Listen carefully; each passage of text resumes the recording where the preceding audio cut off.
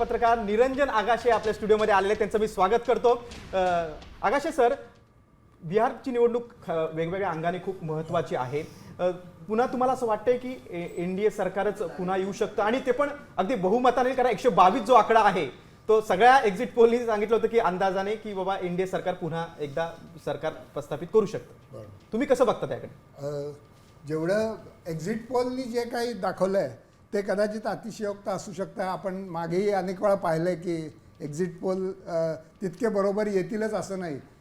त्यामुळे मला असं वाटतं की जरी एनडीएचा एज असेल, म्हणजे पारडं थोडंसं जड असेल, याचं कारण दोन मोठे पक्ष, म्हणजे ज्यांना बऱ्यापैकी जनाधार आहे असे दोन पक्ष एकत्र आल्यामुळे आघाडीचं जे समीकरण आहे त्यामुळे एनडीएला आज थोडं पारडं त्यांचं जड आहे।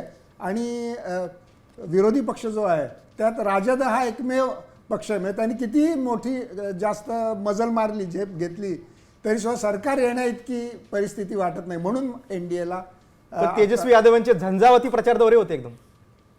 हो, पण दोन्ही बाजूनी जो काही प्रचार झाला त्याच्याविषयी मला असं म्हणायचं आहे की बिहारचा जो मुख्य प्रश्न आहे विकास आणि बेरोजगारी, त्या बाबतीत राजकीय पक्ष ज्या प्रकारची स्पर्धा करतात ती काही फार विकासाला अनुकूल आहे असं वाटत नाही।